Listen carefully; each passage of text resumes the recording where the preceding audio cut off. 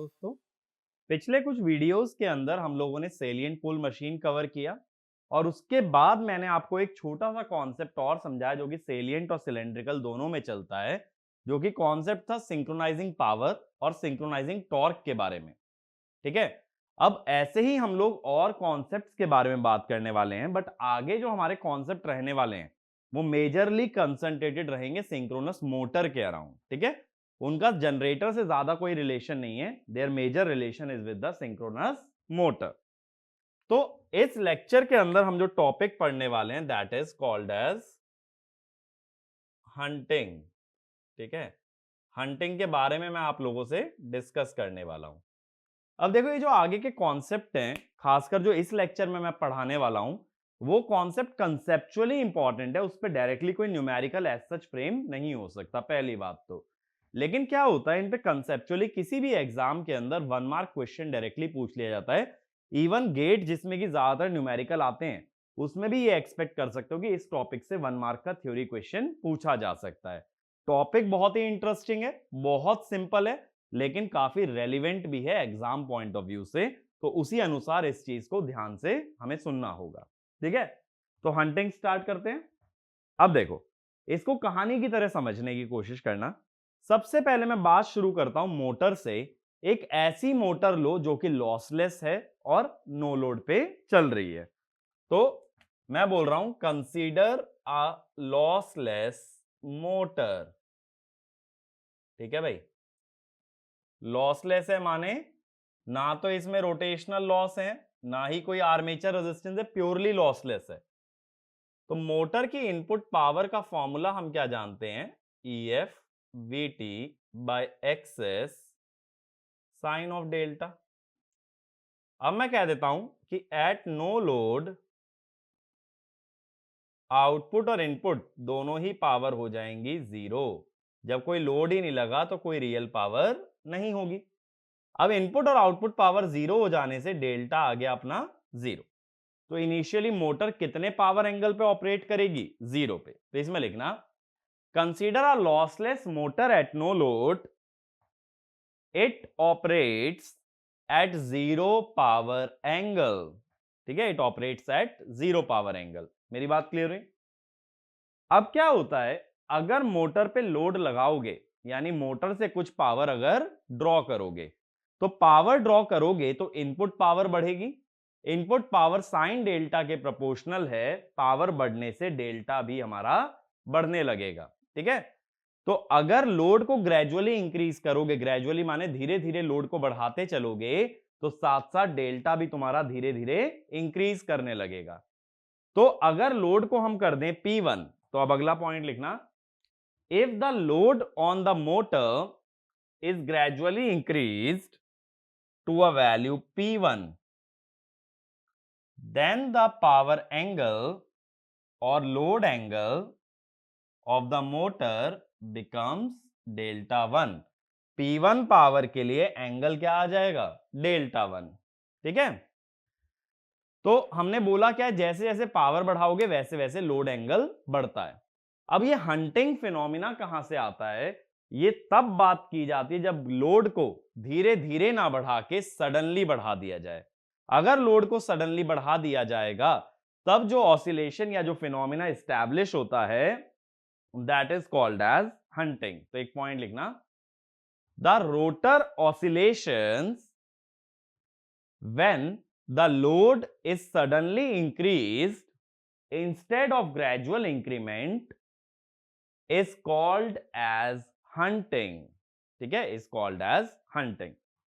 अब हंटिंग समझने के लिए देखो, एक दो कॉन्सेप्ट हमें समझने की जरूरत है।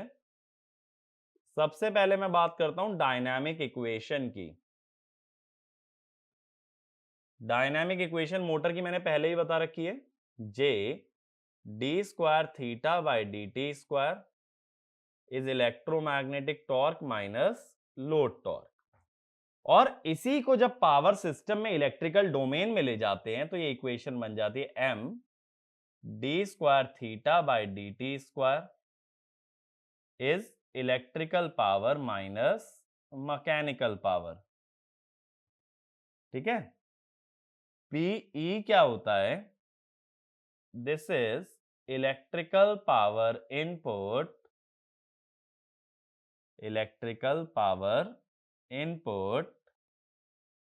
and PM is mechanical load।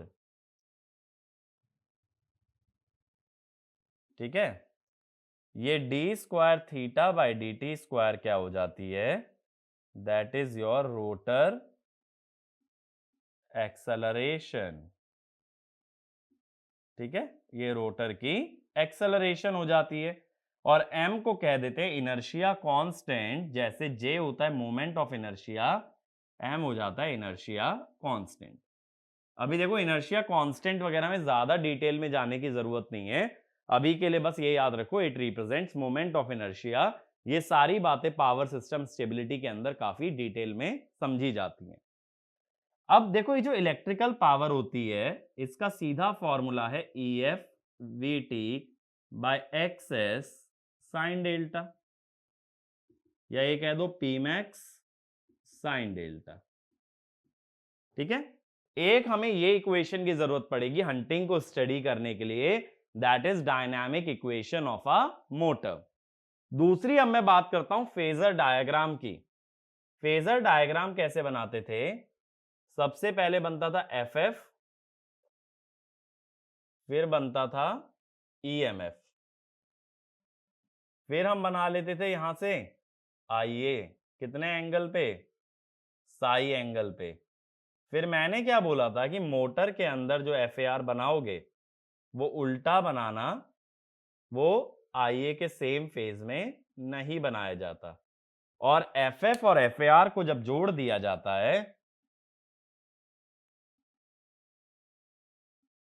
तब ये बन जाता है हमारा FR, और ये वाला angle approximately power angle delta के बराबर आता है। अब देखो ये जो रिजल्टेंट MMF है ये स्टेटर सप्लाई की वजह से घूमता है ओमेगा एस से। ठीक है, वैसे तो कायदे से FAR घूमता है ओमेगा एस से, ऐसा इसलिए कि स्टेटर जो भी मैग्नेटिक फील्ड बनाएगा, स्टेटर में 3 फेज सप्लाई है और 120 डिग्री पे रखी हुई कॉइल्स हैं, तो वो एक रोटेटिंग मैग्नेटिक फील्ड बनाएगा। और ये चीज हम ऑलरेडी पढ़ चुके हैं, जो भी रोटेटिंग मैग्नेटिक फील्ड बनती है it rotates at a speed equal to synchronous speed, omega S से घूम रहा है। रोटर की मैग्नेटिक फील्ड रोटर के साथ ही में घूमती है, तो ये घूमती है ओमेगा से। ठीक है, वैसे तो रोटर हमारा ओमेगा एस से घूमता है, भाई सीधी बात तुम यही तो कहोगे, सिंक्रोनस मशीन है तो रोटर कितनी स्पीड से घूमता है, ओमेगा एस से या सिंक्रोनस स्पीड से। अभी मैंने उसको जनरली ओमेगा क्यों लिख लिया है, क्योंकि मैं ये मान के चल रहा हूं कि रोटर में ऑसिलेशन अगर आई तो रोटर की स्पीड बदलेगी। ठीक है, तो एक पॉइंट लिखना, the resultant MMF rotates in space at synchronous speed। अगला point, the field MMF rotates along with the rotor at a speed equal to rotor speed which may be different from synchronous speed if oscillations occur। oscillation आने पे ये synchronous से different speed होगी। इतनी बात clear होती है, आगे चलें। अब देखो एक कोई एक्सिस ऐसी ले लो जो कि फिक्स है, ये फिक्स्ड एक्सिस है, कोई भी एक ऐसी एक्सिस जो कि एक फिक्स्ड एक्सिस है। तो देखो अगर ये ओमेगा से घूम रहा है तो ये कितना एंगल बनाएगा टी टाइम में, ओमेगा टी, और ये ओमेगा एस से घूम रहा है तो ये कितना बनाएगा, ओमेगा एस टी। तो क्या लिख सकते हो, delta equal to omega T, sorry omega S T minus omega T, और डेरिवेटिव ले लो तो D delta by D T is omega S minus omega. ठीक है, अगेन ये इक्वेशन दोबारा पावर सिस्टम स्टेबिलिटी में भी पढ़ोगे, बट अभी मुझे दो इक्वेशन से मतलब है, एक डायनामिक इक्वेशन से, एक D delta by D T वाली इक्वेशन से, और इन दोनों ही इक्वेशन का यूज करके मैं तुम्हें ये हंटिंग फिनोमिना डिस्क्राइब करने वाला हूं। देखो जो लोग पावर सिस्टम पढ़ चुके हैं वो ये जानते हैं कि ट्रांजिएंट स्टेबिलिटी में हम कुछ इस तरह की डेरिवेशंस करते हैं। मैं उन्हीं डेरिवेशंस का यूज करके तुम्हें हंटिंग समझाऊंगा, जबकि मेजॉरिटी ऑफ द बुक्स के अंदर जो हंटिंग है बहुत वेगली डिस्क्राइब्ड है किसी ने भी इतना क्लियरली उसको एक्सप्लेन नहीं किया है। लेकिन हम लोग सिंस पावर सिस्टम भी पढ़ते हैं, हम इलेक्ट्रिकल इंजीनियर्स हैं, तो क्यों ना चीजों को रिलेट करके पढ़ा जाए। अगर यही चीज पावर सिस्टम में बहुत डिटेल में डिस्क्राइब्ड है तो उस डेरिवेशन का यूज करने का सेंस बनता है, रेदर देन कि इस चीज को ऊपर ऊपर से पढ़ लिया जाए। ये बात समझ रहे हो मेरी, कि भाई तुम्हारे पास ऐसा तो कुछ नहीं है कि तुम्हें सिर्फ मशीन्स ही कवर करना है। इलेक्ट्रिकल इंजीनियर हो तो पावर सिस्टम भी इक्वली इंपॉर्टेंट है, और अगर कोई कॉन्सेप्ट उससे रिलेट करके हम लोग अच्छा समझ सकते हैं तो रेदर देन कि उसको कम डिटेल में समझे, बेटर ये है कि दोनों चीजों को साथ में लिया जाए। अब देखो मेरे पास इंफॉर्मेशन क्या क्या आ गई है जिसका मैं यूज करने वाला हूं। एक तो मेरे पास आ चुकी है भाई डायनामिक इक्वेशन या स्विंग इक्वेशन, जिसको पावर सिस्टम में कहते हैं, ये है। एक अभी मैंने तुम्हें समझाया D delta by D T निकाल के ओमेगा एस माइनस ओमेगा, ये दोनों ही इक्वेशन अगेन डिराइव होंगी स्टेबिलिटी में। अब तीसरा देखो मैं पावर एंगल कर्व बनाता हूं।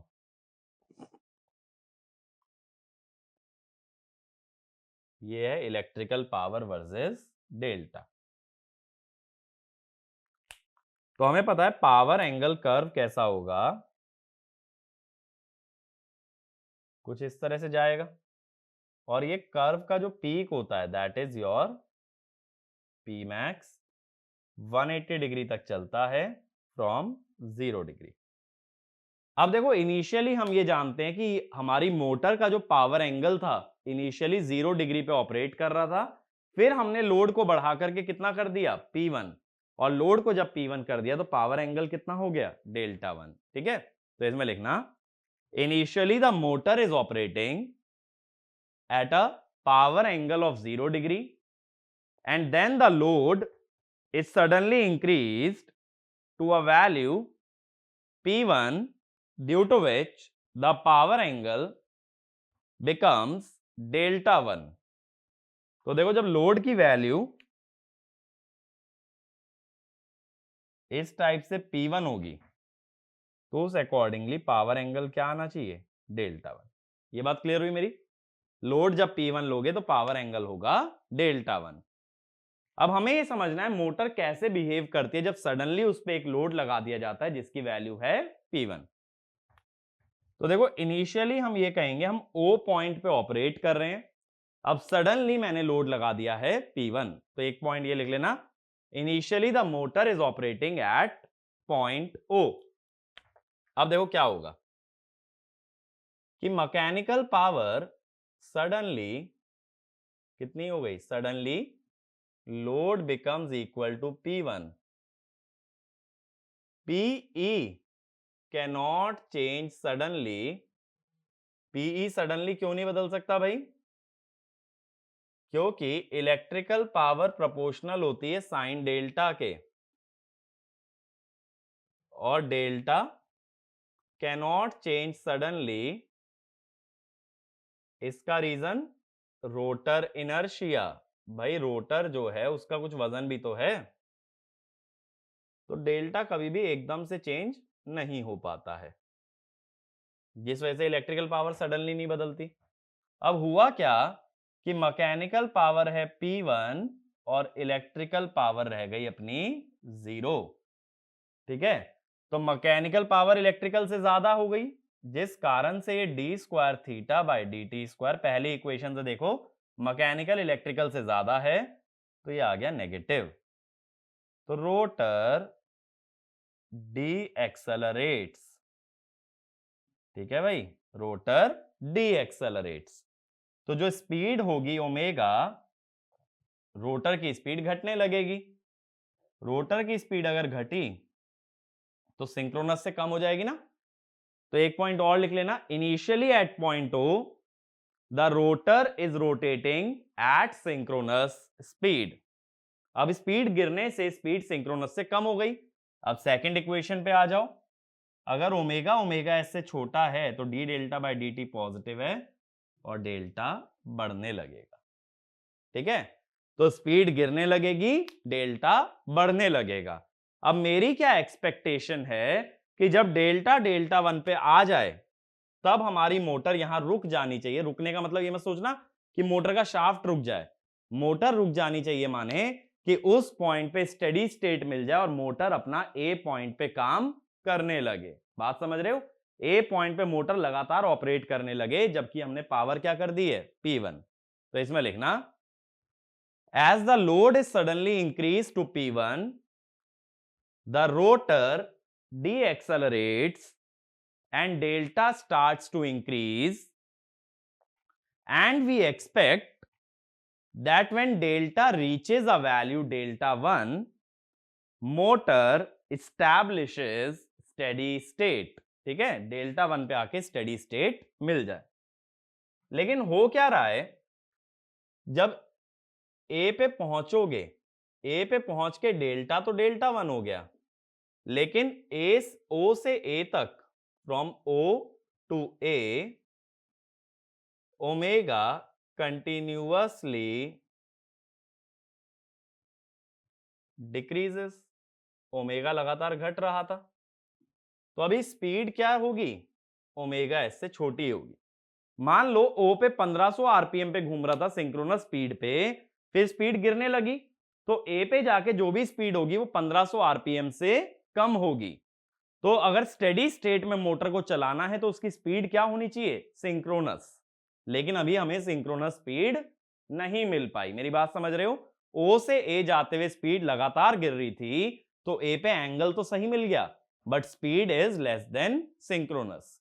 अगर स्पीड लेस देन सिंक्रोनस है तो सेकंड इक्वेशन से क्या कह सकते हो कि D delta by D T is greater than 0, delta increases further. अब भाई ये दिक्कत वाली बात हो गई कि डेल्टा डेल्टा 1 पे रुका नहीं, डेल्टा और आगे बढ़ गया। अगर डेल्टा को रोकना है ना, अगर डेल्टा को कांस्टेंट करना है, कोई भी एंगल कांस्टेंट तब होगा जब उसका डेरिवेटिव 0 हो। तो डेल्टा कांस्टेंट का मतलब D delta by D T 0, यानी omega equal to omega S. बात सोचो, अगर डेल्टा कांस्टेंट है तो उसका डेरिवेटिव 0, तो omega equal to omega S. लेकिन अभी ओमेगा तो ओमेगा एस के बराबर नहीं मिला, यानी डेल्टा अभी चेंज होगा। तो जो तुम चाहते थे कि डेल्टा डेल्टा 1 पे रुक जाए, वैसा हो नहीं पाया, डेल्टा अभी भी बदलेगा। अब डेल्टा आगे बढ़ेगा तो मैं कहता हूं ए से आगे जाता है, ए से आगे जाएगा, सपोज बी पॉइंट तक जाता है। तो अब मैं बात करता हूं ए से बी जाने की। अब देखो ए से बी जब जा रहा है तो ये ब्लू वाला कर्व रेड वाले कर्व से ऊपर निकल गया। ब्लू वाला कर्व ऊपर जाने का मतलब ब्लू दिखाता है इलेक्ट्रिकल पावर। ब्लू अगर इलेक्ट्रिकल पावर दिखाता है तो इनपुट बढ़ गया as compare to mechanical. Mechanical तो P1 ही है ना भाई, मैकेनिकल पावर कितनी है, P1। लेकिन ब्लू वाला कर्व P1 के ऊपर निकल गया, माने electrical input is greater than mechanical output. Electrical input अगर बड़ा हो गया तो ये D square theta by D T square positive हो जाएगा। अब रोटर एक्सेलरेट करना स्टार्ट करेगा। अब देखो ओ पे सिंक्रोनस स्पीड थी, मैं लिख भी देता हूं, यहां पे स्पीड कितनी थी, ns। यहां पे जो स्पीड हमें मिली ए पे, that was less than ns, या omega less than omega S. अब रोटर की स्पीड बढ़ने लगी, तो अब ओमेगा एस से क्या हो जाएगी, ज्यादा या कम, बताओ। अगर स्पीड बढ़ रही है तो whether it will be greater or less than omega S. Majority of the students का आंसर होगा ग्रेटर देन, बिल्कुल गलत बात। अब एक चीज सोचो, तुम घर से चले 60 पे बाइक चालू कर ली, 60 पे ले गए स्पीड, अब स्पीड लगातार गिर रही है, 20 पे आ गए। अब तुमने एक्सेलरेटर फिर खींचा, तो क्या स्पीड 60 से ज्यादा हो जाएगी, नहीं, स्पीड 20 से ज्यादा हो जाएगी। क्योंकि जब स्पीड गिराते गिराते 20 पे ले गए तो एक्सेलरेटर दबाने से स्पीड बढ़ेगी, बट ओरिजिनल स्पीड से ज्यादा जाने में कुछ टाइम लगेगा, एकदम नहीं होगी। तो मैं ये कहता हूं रोटर एक्सेलरेट कर रहा है या उसकी स्पीड बढ़ रही है। अब ऐसा सोचो 1500 आरपीएम से गिरते गिरते ए पे आके 1300 आरपीएम हो गई, अब बढ़ने लगी, तो 1300 से बढ़ेगी 1310, 1320, 1330, बट अभी 1500 नहीं पहुंची, यानी स्पीड अभी भी क्या है, less than omega S. Speed अगर ओमेगा एस से कम है, सेकंड इक्वेशन देखो, तो D delta by D T positive, delta increases. इसीलिए तुम्हारा डेल्टा बी तक जा रहा है, डेल्टा 1 पे रुका नहीं। कहां तक जा रहा है? डेल्टा 2 तक जा रहा है। बात समझे? अब क्या होगा, बी पे जाके स्पीड बढ़ रही है, बढ़ रही है, बढ़ रही है। एट बी स्पीड वापस पहुंच गई सिंक्रोनस। बी एक ऐसा पॉइंट है जहां स्पीड बढ़ते बढ़ते क्या हो जाए, सिंक्रोनस। ये बात समझे? ओ से ए आते हुए गिर रही थी, ए से बी जाते हुए बढ़ रही थी, तो मैंने बोला बी एक ऐसा पॉइंट है जहां स्पीड वापस कितनी मिल गई, ओमेगा एस।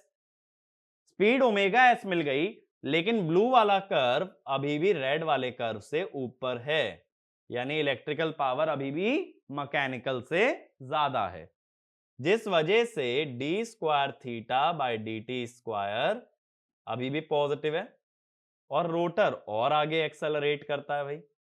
अब देखो अभी भी सिंक्रोनिज्म नहीं मिला। क्यों नहीं मिला? क्योंकि अभी ओमेगा स्पीड आने के बावजूद भी रोटर एक्सेलरेट कर गया, तो ओमेगा बढ़ेगा। अब रोटर की स्पीड ओमेगा एस हो गई और स्पीड अब और ज्यादा बढ़ रही है। स्पीड अगर अभी भी बढ़ रही है तो स्पीड हो जाएगी greater than omega S. Speed अगर ग्रेटर देन ओमेगा एस हो गई तो D delta by D T हो जाएगा नेगेटिव। अब डेल्टा घटना शुरू होगा, और घटना भी चाहिए। तुम डेल्टा 1 के आगे निकल गए, तुम्हारा काम डेल्टा 1 पे होना चाहिए था, लेकिन तुम निकल गए उससे आगे। अब तुम्हें वापस लौट के आना पड़ेगा डेल्टा 1 की तरफ, यानी ऑपरेटिंग पॉइंट मूव करेगा बी से ए की तरफ। ये बात क्लियर हुई? तो इतना सभी लोग नोट डाउन कर लो वीडियो पॉज करके, फिर मैं आगे बताता हूं जब ये वापस आता है तब क्या होता है। ठीक है? ये बात क्लियर हुई कि डेल्टा 1 पे रुक जाना चाहिए था, डेल्टा 2 तक गया, वहां सिंक्रोनस स्पीड मिली, अब वहां से वापस लौटना शुरू कर रहा है ए की तरफ। ठीक है? तो अब मैं लिखता हूं from B to A, B से ए की ओर। ठीक है भाई? बी से ए जाते हुए ब्लू वाला कर्व तो अभी भी रेड वाले कर्व से ज्यादा है, तो इलेक्ट्रिकल पावर तो अभी भी ज्यादा ही है। D square theta by D T square positive ही है। रोटर अभी भी एक्सेलरेट कर रहा है। रोटर अगर अभी भी एक्सेलरेट कर रहा है तो स्पीड अभी भी बढ़ रही है, और स्पीड सिंक्रोनस से ज्यादा है, इसीलिए D delta by D T negative है और डेल्टा हमारा कम हो रहा है। अब देखो जब ये वापस ए पे आ जाएगा, वापस ए पे आ जाएगा तो इलेक्ट्रिकल पावर और मैकेनिकल पावर तो बराबर हो गए, लेकिन बी से ए आते हुए लगातार स्पीड बढ़ रही थी। बी पे क्या थी, ओमेगा एस। बी से ए आते हुए लगातार स्पीड बढ़ रही थी, तो स्पीड अभी ओमेगा एस से ज्यादा होगी। अब भी अपना काम नहीं बना, इलेक्ट्रिकल मैकेनिकल पावर तो मैच कर गए, लेकिन स्पीड अभी सिंक्रोनस नहीं हुई। स्पीड अगर अभी भी ओमेगा एस से ज्यादा है तो D delta by D T अभी भी नेगेटिव हुआ, तो डेल्टा अभी डिक्रीज करेगा, यानी अब ये ए से वापस किसकी तरफ जाएगा, ओ की तरफ। तो इसी वजह से ये ऑसिलेट करता रहता है ओ और बी के बीच में। ओ से बी जाता है ए के थ्रू, फिर बी से वापस ओ जाता है ए के थ्रू। इस तरीके से हमारा जो रोटर का एंगल है या रोटर की स्पीड है वो लगातार ऑसिलेट करती है। देखो अगर मैं एंगल और स्पीड का ग्राफ प्लॉट करूं तो कैसे ग्राफ बनेगा, टाइम के अगेंस्ट। मेरे को दो ग्राफ देखने हैं, ऑब्जर्व करना है। एक तो रोटर की स्पीड का और एक रोटर के एंगल का। ठीक है? या चलो स्पीड का थोड़ा और नीचे ले लेते हैं।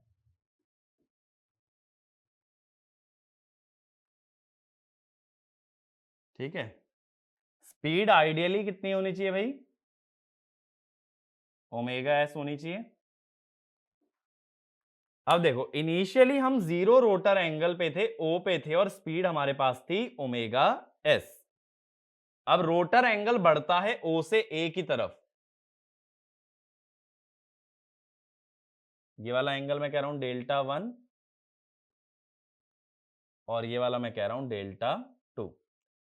अब रोटर का एंगल बढ़ता है ओ से ए की तरफ, और जब रोटर का एंगल ओ से ए जा रहा था तो हमने देखा था स्पीड लगातार कम हो रही थी, स्पीड कम होती है, ठीक है।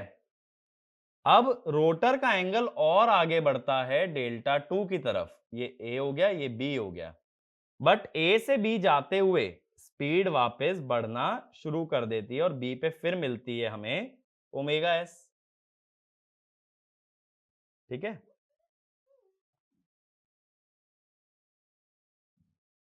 बी पे वापस ओमेगा एस मिली, फिर ये बी से ए आता है जब रोटर का एंगल, तो स्पीड और बढ़ती है, और फिर जब ए से ओ जाता है तो स्पीड वापस आती है सिंक्रोनस पे, ठीक है। फिर वापस से सेम प्रोसीजर रिपीट होगा इस टाइप से, और इधर भी सेम प्रोसेस रिपीट होगा इस टाइप से। तो स्पीड और रोटर एंगल दोनों लगातार ऑसिलेट करते हैं और इस फिनोमिना को कहते हैं हम हंटिंग, ठीक है। तो इसमें लिखना the rotor oscillates between O and B in order to find or hunt for the new steady state position, that is A, and this phenomena is called as hunting, ठीक है। हंटिंग का meaning समझ आया? Rotor bar बार oscillate कर रहा है, कहां settle होने के लिए? ए पे। तो ए के अराउंड घूम रहा है, ए को ढूंढ रहा है, ए को हंट कर रहा है, that is called as hunting, ठीक है। तो हंटिंग का बेसिक मीनिंग क्लियर हुआ। अब अगला लिखना कॉजेस, हंटिंग के कॉजेस क्या होते हैं। देखो प्राइमरी कॉज क्या होता है ऑसिलेशन का या ट्रांजिएंट बनने का, नेटवर्क में ही पढ़ते हो ट्रांजिएंट, तो ट्रांजिएंट का बेसिक रीजन क्या होता है? Sudden change. कभी भी कोई भी चीज सडन चेंज होती है तो ट्रांजिएंट बनता है, और हंटिंग कुछ भी नहीं है, एक मैकेनिकल ट्रांजिएंट ही है। तो इसमें पहला लिखना the basic cause of hunting is any sudden change in the motor, because in case of sudden change transients are always induced, ठीक है। तो पहला कॉज सडन चेंज इन लोड, जो मैंने अभी यहां पे माना भी है, सडन चेंज इन लोड। अगला सडन चेंज इन फील्ड करंट। फील्ड करंट में देखो अगर आईएफ में सडनली चेंज करोगे तो ईएफ में सडनली चेंज होगा, ईएफ में सडनली चेंज होने से पीई में सडन चेंज आता है, क्योंकि पीई क्या है? EF VT by XS sine delta. Again sudden change आने से हमारा ऑसिलेशन बनेगा। अगला sudden change in the supply system, यानी वीटी में भी अगर सडन चेंज कर दिया जाए तो ईएफ वीटी बाय एक्सएस के हिसाब से पीई में सडन चेंज आएगा, और सडन चेंज आने से ट्रांजिएंट या हंटिंग प्रोड्यूस होगा। अगला लिखो a load or a drive containing harmonic torque, harmonics की वजह से जो टॉर्क का ग्राफ बनेगा वो स्मूथ नहीं होगा, और स्मूथ नहीं होगा तो it will contain sudden changes, और अगेन सडन चेंज से आएगी हंटिंग। अगला लिखना इफेक्ट्स। इफेक्ट्स, हंटिंग से नुकसान क्या है? पहला लिखो मैकेनिकल में it produces mechanical stress and fatigue in the shaft, यानी कि जो तुम्हारा मैकेनिकल डोमेन है, जो शाफ्ट है, शाफ्ट में फैटीग पैदा होने लगेगा, शाफ्ट पे स्ट्रेस बढ़ने लगेगा, तो शाफ्ट हमारा डैमेज हो सकता है। अगला it causes surges in current and power flow. Surges in current and power flow कैसे? देखो ये जो ब्लू वाला कर्व है ये पावर है, पावर में ऑसिलेशन आ रहे हैं, पावर में ऑसिलेशन अगर आएंगे तो उसका मतलब है करंट में भी ऑसिलेशन आएंगे। अगला it increases the machine losses so the temperature also increases. भाई करंट बढ़ेगा तो लॉस बढ़ेंगे, लॉस बढ़ेंगे तो टेम्परेचर बढ़ेगा। लास्ट लिखो elimination of hunting. Elimination of hunting पहला लिखो by using fly wheel. By using fly wheel, fly wheel क्या होता है कि शाफ्ट पे जोड़ दिया जाता है, और इसको जोड़ देने से शाफ्ट का इनर्शिया बढ़ जाता है। इनर्शिया बढ़ेगा तो वो स्पीड के चेंज को अपोज करेगा, स्पीड के चेंज को अगर अपोज करेगा तो स्पीड ऐसे फ्लक्चुएट नहीं कर सकती।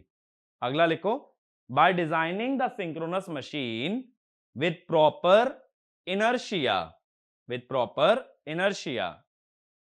अगेन वही बात है, इनर्शिया ज्यादा रखोगे तो ऑसिलेशन कम बनेंगे। Last, by the use of damper winding, by the use of damper winding.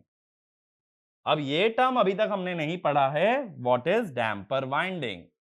तो हम इस वीडियो के अंदर अगला टॉपिक जो लेने वाले हैं that is your damper winding. ठीक है, तो पहले ये रब कर देते हैं। हंटिंग तो क्लियर है ना, हंटिंग में रोटर का एंगल और रोटर की स्पीड ऑसिलेट करती रहती है जब भी कभी सडन चेंज कर दिया जाए। तो अब हम आ रहे हैं नेक्स्ट टॉपिक पे, दैट इज डैम्पर वाइंडिंग। तो डैम्पर वाइंडिंग के बारे में बात करनी है। देखो जैसा नाम से पता चल रहा है कि एक वाइंडिंग है, बट एक्चुअल में ऐसा होता नहीं है। ये कोई कॉइल या कोई वाइंडिंग नहीं होती है, इसमें बार्स होते हैं एल्यूमिनियम के, ब्रास के, इस तरह के मटेरियल के बार्स इंसर्ट किए जाते हैं। बार माने ऐसी रॉड इंसर्ट की जाती है, कोई कॉइल वाउंड नहीं कर रहे हैं, ऐसे सीधे सीधे कंडक्टर डाले जा रहे हैं।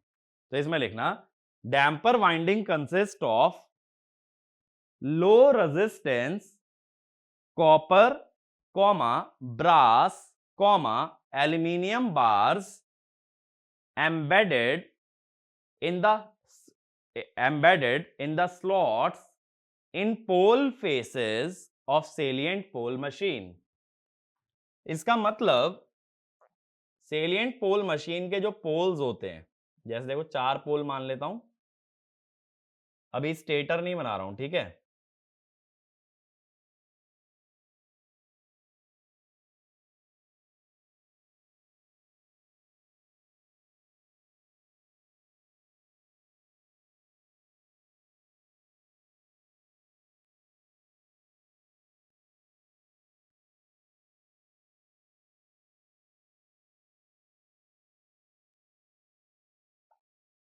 तो ये देखो, ये हमने 4 पोल बना दिए,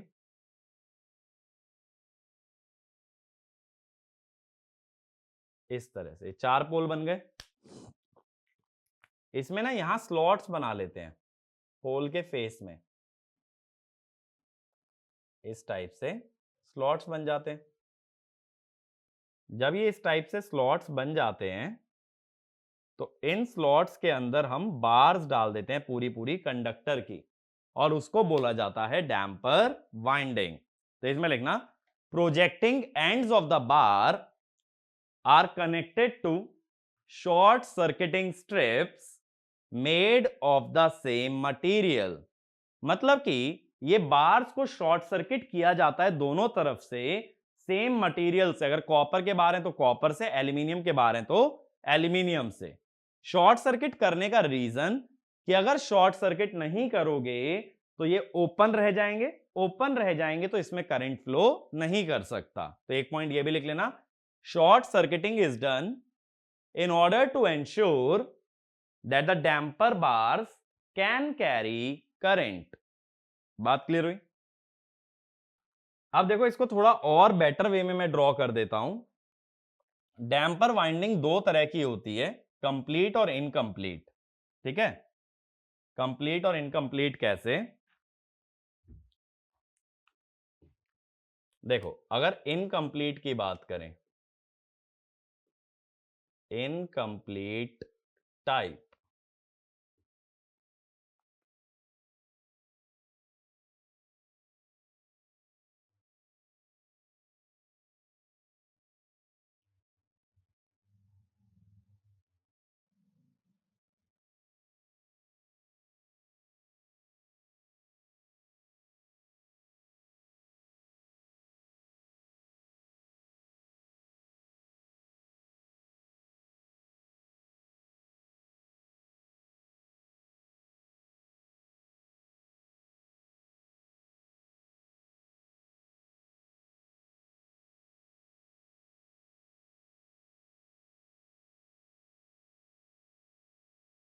ठीक है। अगर देखो यहां डैम्पर बार्स डाल दोगे तो इसको कहते हैं इनकम्प्लीट टाइप। इनकम्प्लीट इसलिए जो दो पोल्स के अंदर के डैम्पर बार्स हैं वो आपस में कनेक्टेड नहीं है। ऐसे ही कंप्लीट टाइप में क्या होता है कि ऐसे हमारे प्रोजेक्टिंग पोल्स बनेंगे, ठीक है।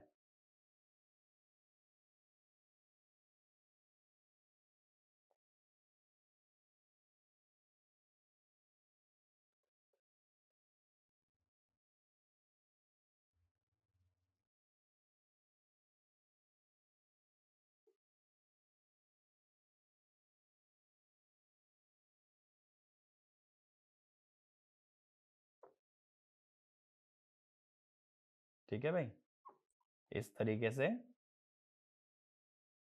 पोल्स बन रहे होंगे।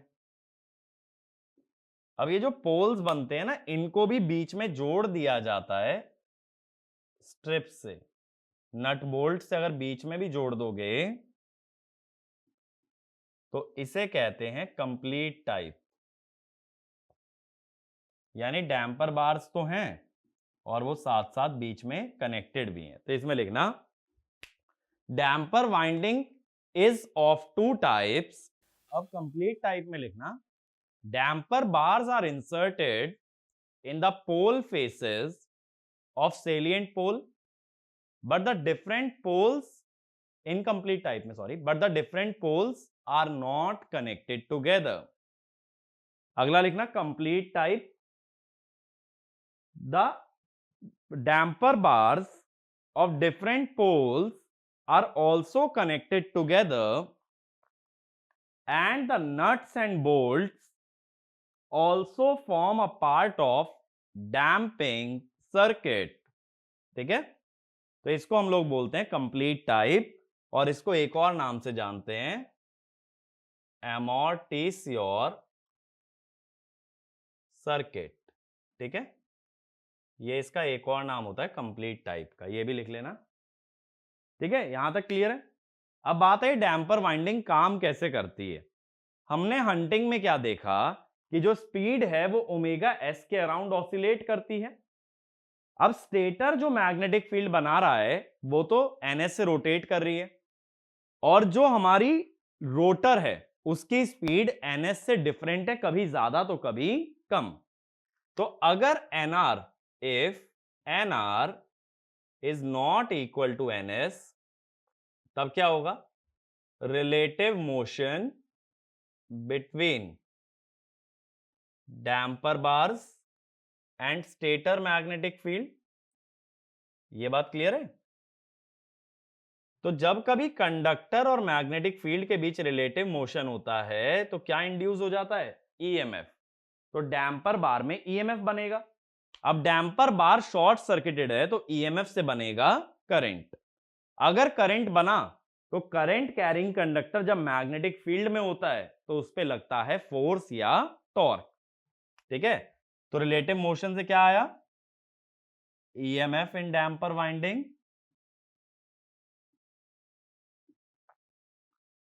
ईएमएफ से क्या आया, करंट इन डैम्पर बार और करंट से क्या बना,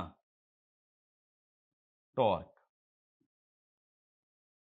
ठीक है, तो टॉर्क बनने लगा। अब ये जो टॉर्क होगा लेंज लॉ के according effect opposes the cause, तो ये अपने कॉज को अपोज करेगा। कॉज क्या था, NR not equal to NS.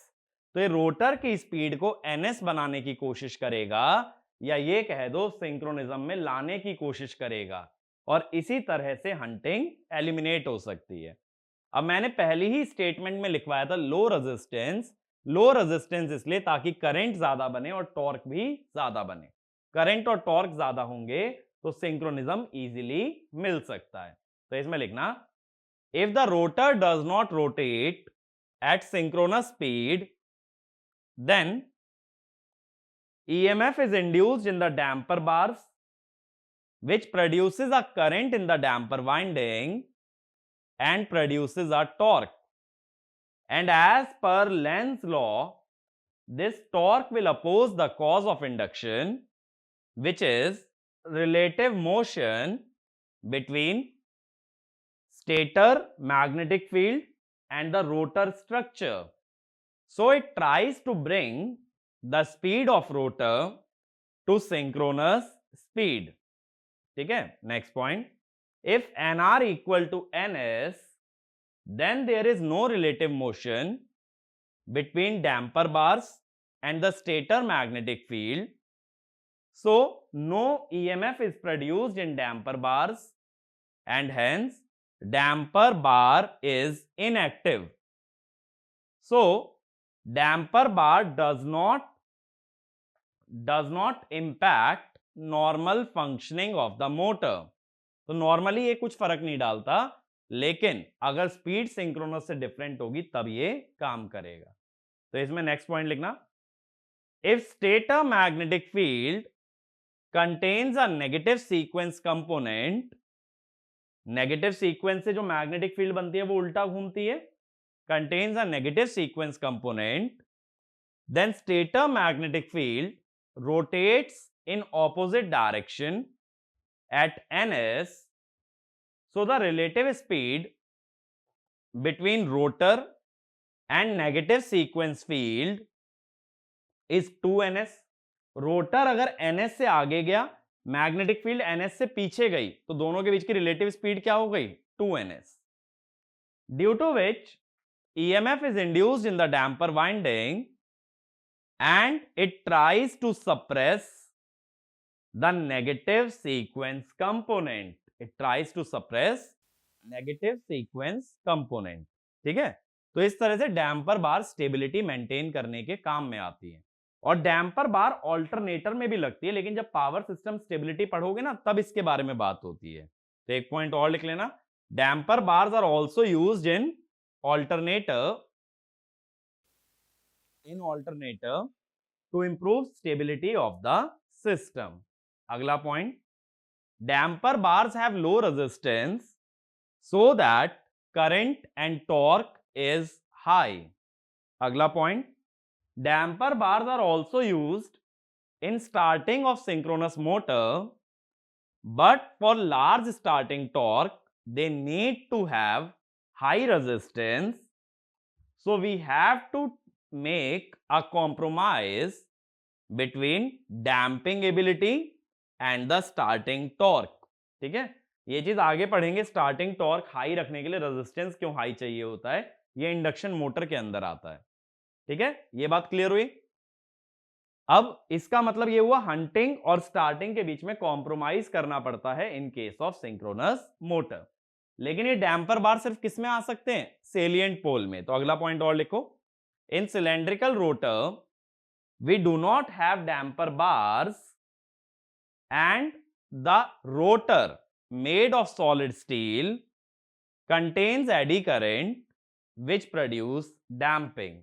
तो उसके रोटर में एडी करंट आने से डैम्पिंग भी प्रोड्यूस हो जाती है, उसमें डैम्पर बार की जरूरत नहीं पड़ती. तो ये दोनों देखो बेसिक कॉन्सेप्ट है हंटिंग और डैम्पर वाइंडिंग. हंटिंग में क्वेश्चन बन सकता है कॉजेज, इफेक्ट्स और एलिमिनेशन पे, जो मैंने लास्ट में लिखा है. डैम्पर वाइंडिंग का पर्पस क्या है? हंटिंग को एलिमिनेट करना, स्टेबिलिटी को मेंटेन करना, और एक और एप्लीकेशन क्या है? सिंक्रोनस मोटर को स्टार्ट करना. ये सारी बातें क्लियर होनी चाहिए conceptual question point of view से. तो इसके अंदर इतना ही नॉलेज सफिशिएंट है फॉर एनी एग्जाम. इसके आगे के सिंक्रोनस मोटर के बारे में हम बात करेंगे नेक्स्ट वीडियो में. Thank you.